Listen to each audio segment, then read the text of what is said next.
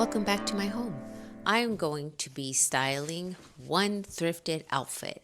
I've chosen a coat, a shirt, and a pair of pants. I tried to pick a very simple color palette, black and white. If those colors are just much more comfortable for you, how it is that I would go about styling a black and white outfit. I thought that that would be interesting to share. The pants that I decided to go with is like a long flowy trouser type pant. And the top, I loved how fun it was with the sleeves being unique. And so I just went from there.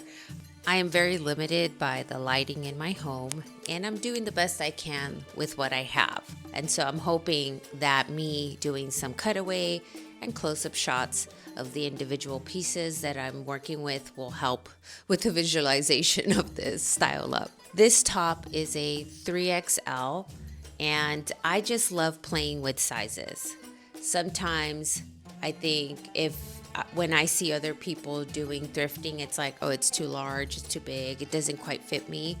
I'm perfectly fine with that. I think that playing with sizes really does create a whole different silhouette that I like. I like flowiness. I like that if I go out to eat, I'm not uncomfortable.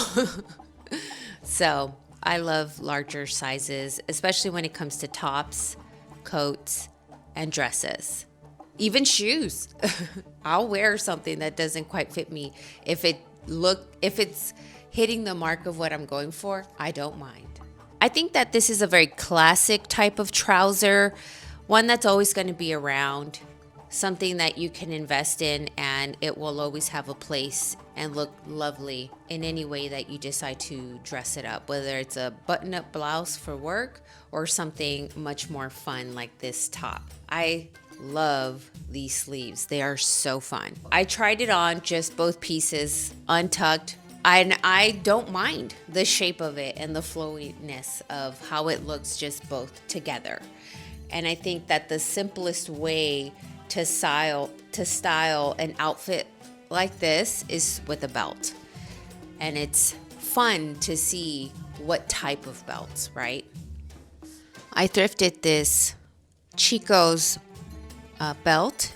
It's a chain belt. What I love about these chain belts is their versatility. It's adding a lot of visual interest, and it feels like a jewelry accessory. And I do sometimes wear it as a necklace. So I'll show you that a little bit later on once I introduce all of my accessories, that I decided to throw it on as a necklace because I love a layered look. And the wonderful thing about these belts is that how low they can actually hang, right? Some necklaces only go so far, and this adds that extra bit of length that I'm looking for. This is a fossil belt that I think is meant to be worn higher up on your natural waistline because it is so small. And when you have a top that is flowy, you're able to kind of play with the pleating of the fabric when you do decide to wear a more structured belt like this. This, out of both belts for this ensemble, I really preferred this belt look.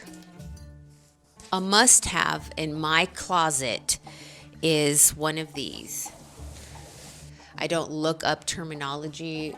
I'm trying to get better at it as people like specific information. But when I see other people talk about these scarves, they describe it as a crushed velvet design on it. To me, it reminds me very much of like a Spanish style scarf. I love it. It's beautiful. They come in all different colors, and black one is a very nice, strong basic.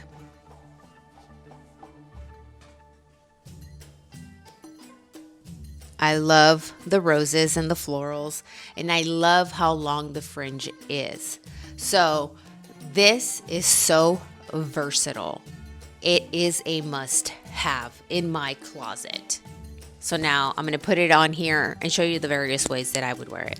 Great go-to way of wearing this scarf is off to the side. so the point is on one side. Now you could tie this off directly on your hip or towards the front, right? So that where this fringe that ends up kind of being very tassel like can lay more towards the front or off to the side. It's fun just playing with the placement of that. This is one way that you can use the scarf as a belt, and I think it's very boho, sometimes Western, sometimes very Spanish. So I think it's very Spanish for me because of the polka dot shape of this and bringing this into it. It's giving me Spanish vibes. Very little flamenco design elements. Very fun. Now I'm going to show one more other item that I would use to bring emphasis to the waist or just cinch that area. This corseted belt. I find these sometimes in the lingerie section. They come in all different colors and patterns. It's literally just like a belt. It does lace up in the back some. It's good to have just because you could use it as a belted piece outside of your clothing, and it's just another way to cinch your clothing or bring emphasis to your waistline. That's, I think, looks very nice. In the example of me wearing it, I did tuck in the top, but you could also wear the top out. That looks very nice as well.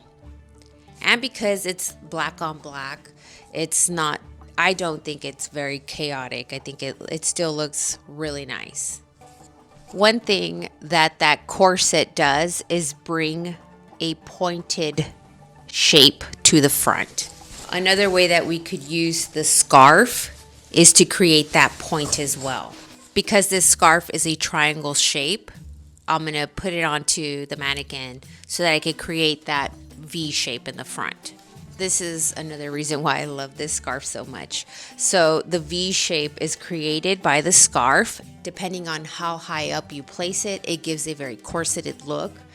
When I wore it, I tied it up front, creating a more tasseled look in the front. I don't know if that comes through. Or you could just tie it off in the back. But this is not as restrictive, and just it adds another element with the fringe that I think is super nice. Definitely a must have. I have to have this. And there's just so many ways you can wear it. You can wear it as a necklace, right? You can place the V right here and play with how the fabric lays tied on the back and allow the back tassels to hang, or bring them to the front for more fringe. And because it is black and because the top is black, it doesn't look like it's too much color wise. If that's something that you're not ready to play with, you can play with layering textures this way. And I do show you later on how it is that I add this scarf underneath all of my jewelry. So the possibilities and levels to layering are endless. While I was styling it up, I did wear flats and some high heels. I decided to wear it with a high heel look and to wear the shirt half tucked in. I don't know why I love that so much when the shirt is tucked in the front and just kind of draped on the back. There's just something about it that reminds me of like a dress that has a small train, you know. It covers your backside, and I prefer it, you know, rather than not. So that's just how I decided to go with. That was my preferred style out of all the examples, so I went from there. I preferred the high heel look over the flat, so I went from there and then started styling it up with accessories the way that I would. I ended up wearing 4 pieces of necklaces with this outfit. What I want to say about the clothing, but especially jewelry, it takes time to curate these special pieces that become staples in your wardrobe. They are readily available online or anywhere else, I want to try them on most times, and I want to stick to a certain budget. There are plenty of beautiful pieces of jewelry in antique shops, consignment shops that are outside of the price range that I'm comfortable with. But I love the thrill of the hunt, of finding something at a bargain price that a reseller would probably find it at to acquire into my collection. But that doesn't mean that I haven't bought unique pieces from resellers. I have, but they're very few. So that's what I wanted to say about jewelry. It's going to take time to acquire the pieces. I wear them every chance that I get. Sometimes I'm just in my house and I'm wearing them, okay? Because I love them so much. This choker piece here with all this coins here, I only acquired earlier this year when I moved to this specific area. There was a boutique. She's a reseller, but she opened up her own shop. I saw it amongst all her stuff. Like, what is that? I've never seen one like that. I love chokers, and that's why I stacked 2 of them on here. I just love that. There's this piece of artwork by Klimt. I don't know if it's like the lady in gold, and her hair is up. You know, I often pin up my hair, and she has this thick, beautiful, like choker made out of gold. I love that. So I try to copy that look from that painting as much as I can. That's why I pin my hair up and I wear the chokers. I love it. I think it looks elegant. And if you ask me, if I left the jewelry off of this, it's just very kind of classic. But I think that this puts my touch, my flair on it, my touch on it, brings a little bit of boho into it. So this is how I would do a more black and white classic pieces, maybe considered conservative by a lot of other people. This is how I would bring my special pizzazz to it. And so it's the accessories change it so much. Now adding the fringe scarf, right, and piling your jewelry on top of it will also add more visual interest and texture, right? Because we got the sleeves and the fringe and the crushed velvet pattern. Also a win in my book.